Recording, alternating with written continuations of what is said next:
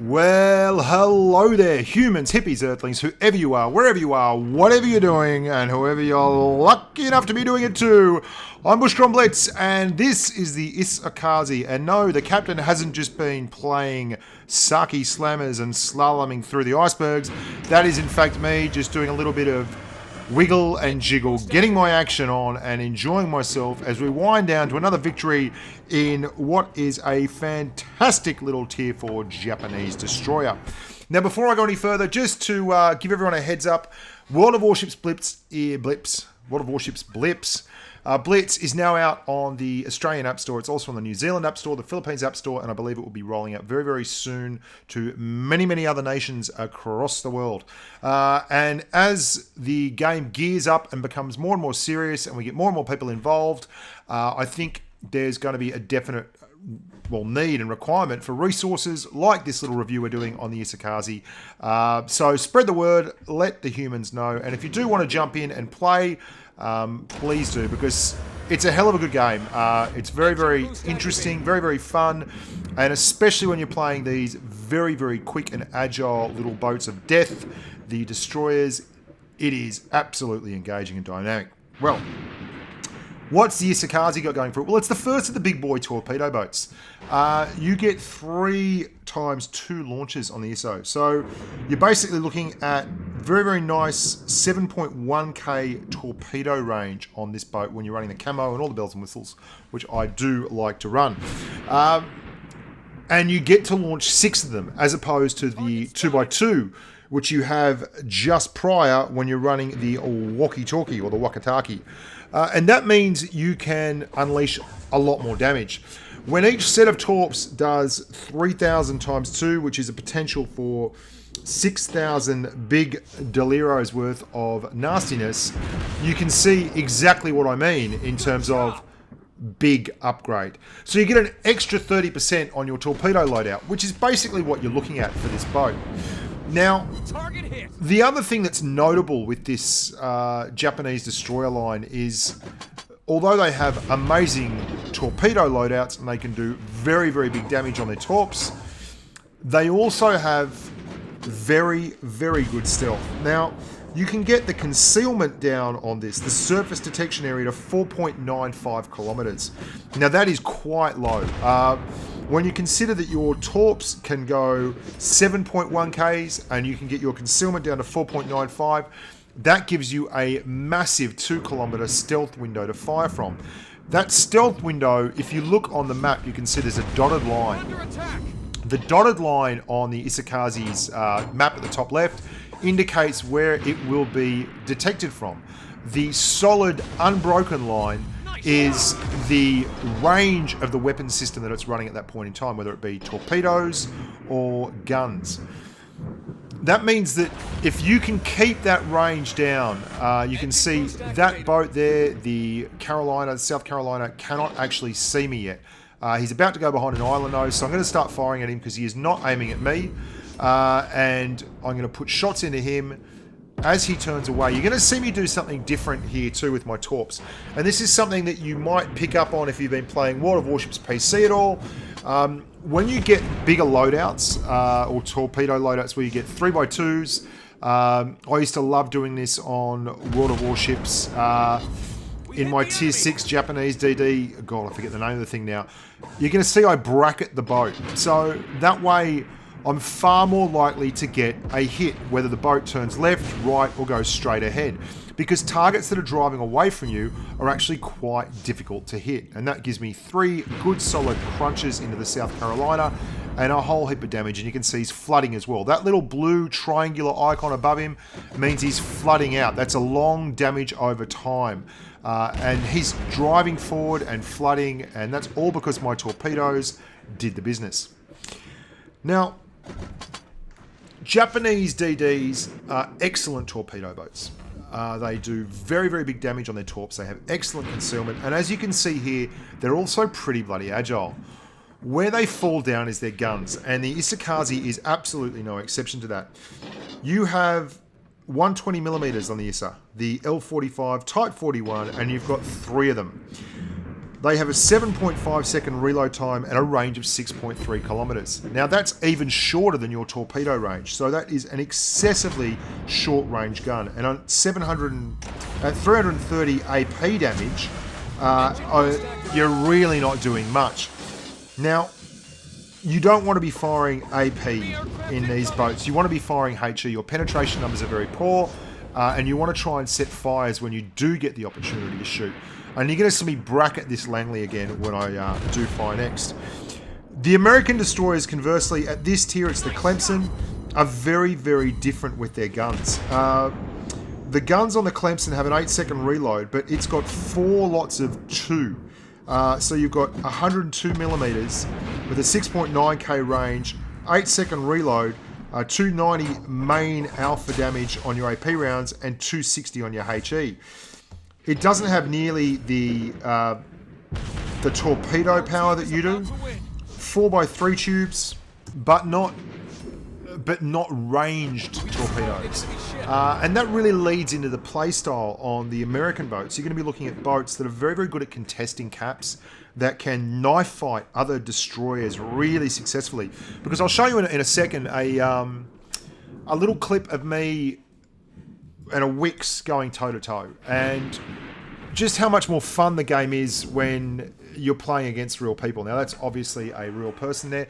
I'm also going to do a little maneuver here to get a really tight turning circle going on. It looks like there's no possible way I can turn in there, but I reverse up very quickly, and then as this back swings around, I go forward again very quickly, and you see it's almost like your back slides out and you start turning in space.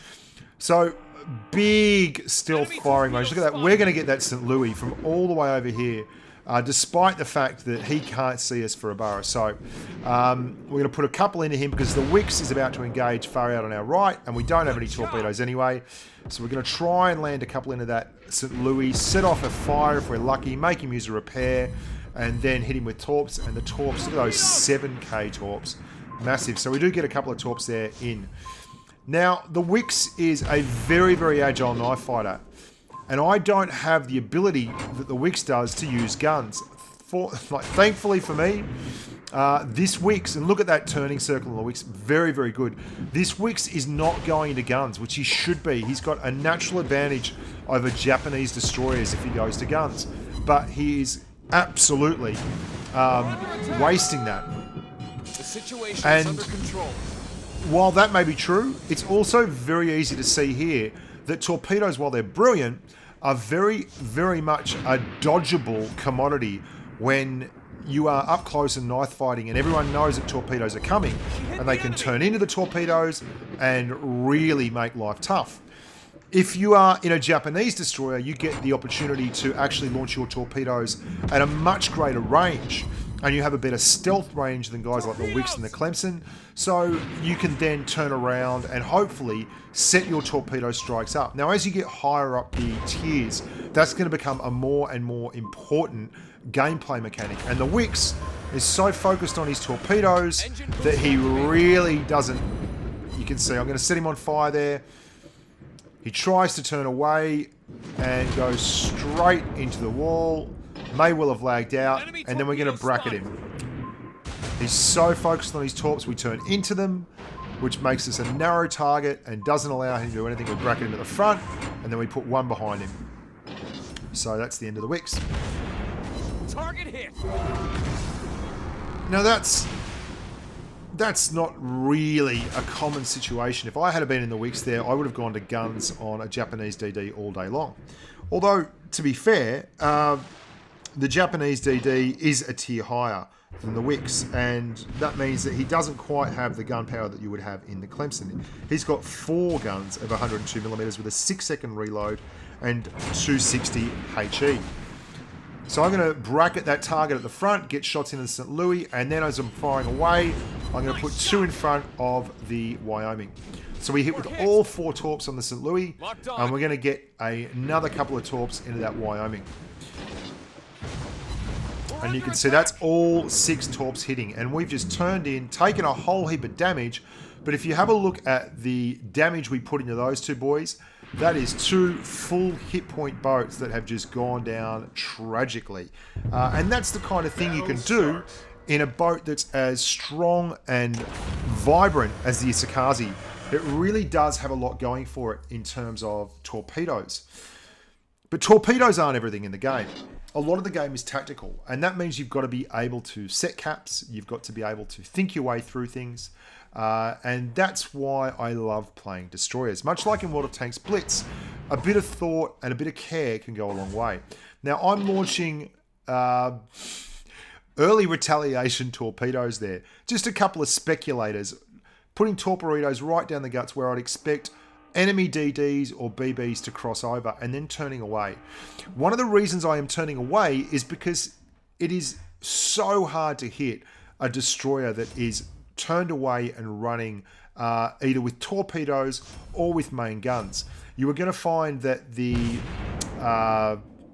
torps that I launched earlier didn't quite get the job done, no problems, but they were worth having a shot. We're now moving on to this walkie-talkie, and because he's a bot, he is just driving in a straight line and rewards us with a lovely bit of damage and the kill. So the Isokaze's got good enough stealth that it can absolutely contest. And it will see most boats in its tier, even if it gets up-tiered, before they see it. And it's very, very mobile. The Isokaze, these boats actually, compared to the PC version of World of Warships, the destroyers are even more crazily nimble and mobile in comparison to other boats like the battleships and the cruisers. And you can see we bracketed again there with that Phoenix, and we just kept pumping in damage. Another 3k, 3k, 3k, whole heap of damage there. We've gone bow on again to the St. Louis. It just makes perfect sense when you're driving an Isokaze or any kind of boat that is a DD. You go bow on or stern on when you're trying to escape and not get hit because you're a much smaller target. There is a school of thought where if you have a big AP firing battleship going your way, you can quite often go completely broadside, because what will happen is the AP value of the battleship shells is so strong that it will penetrate your boat if you're broadside and go all the way through and out the other side before it has a chance to detonate, which means you take far less AP damage in a destroyer. And they don't have citadels, so you don't have to worry about getting citadeled and taking huge damage. Now, for those of you who are new to the game, citadels are those things, well, not are those things. Citadels run under the guns, under the smokestacks, that kind of area, and they are where the magazines and all the good stuff's kept. And if you get hit in those in destroyers or cruisers, or battleships, then you can be in all kinds of strife. Now, I launch some very, very obvious broad spread torpedoes there. So we've got 6 going out in a big wide arc, and then I pull in here to close cover.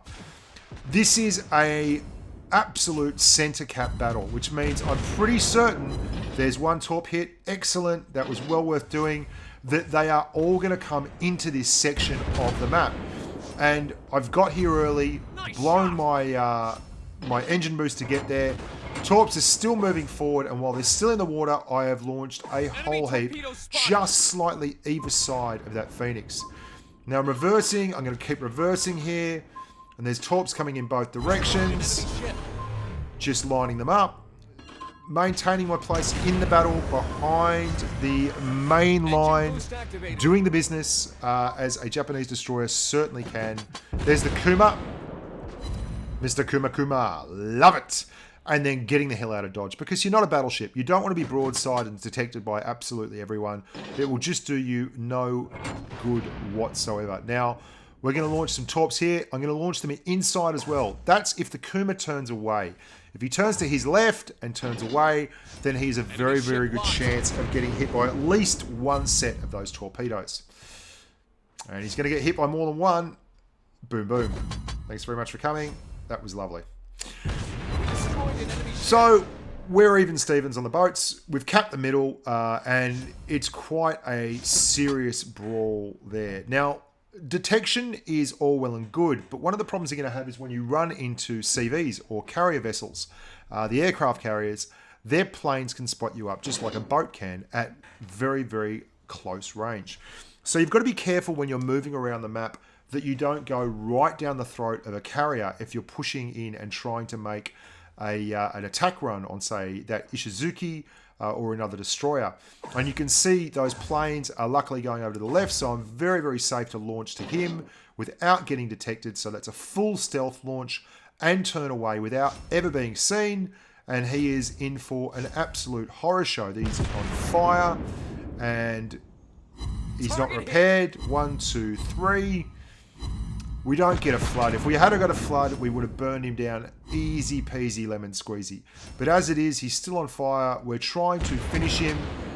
Just so hard to get through those big battleship hit point pools. Large hit point pools. We're going to get there eventually. Nearly got him, and he gets finished off. So our CV finishes him off, all to the good. It's now 3-on-3. The other thing that's very interesting about CVs is you can see where they are on the map by following their airplanes.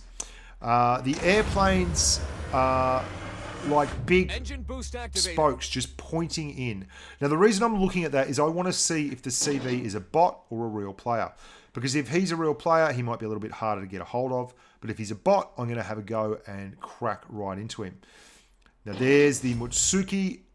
This is where you can see why Japanese guns really don't do the business. I'm going to launch some preemptives just over there. I'm expecting torps from him, so I'm straightening up.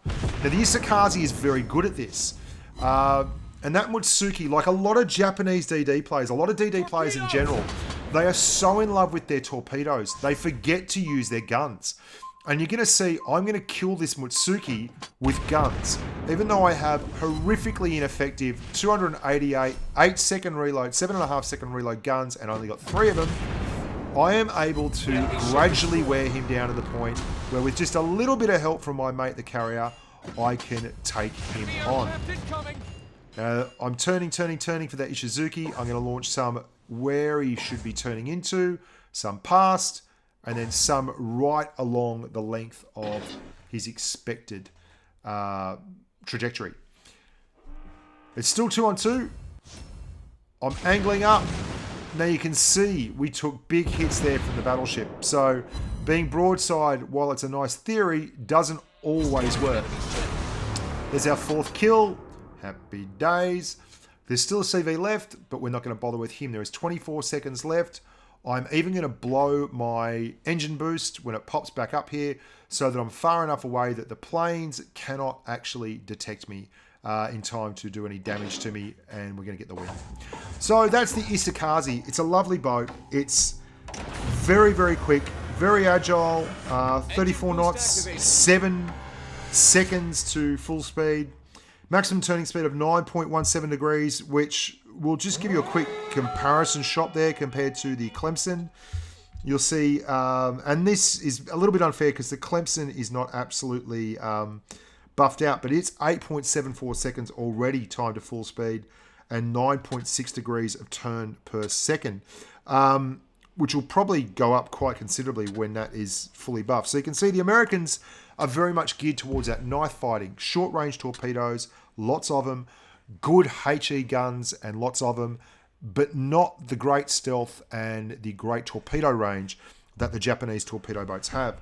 And they really excel when they come up against Japanese torpedo boats. This is when they come up against big, lumbering, isolated boats like, say, a battleship or a heavy cruiser. Anyway, boys and girls, thank you so much for watching. Lots and lots more warships to come. Until next time, make sure you subscribe. Everyone, subscribe to the bloody channel. I'm Bushka Blitz. Stay safe on the battlefield.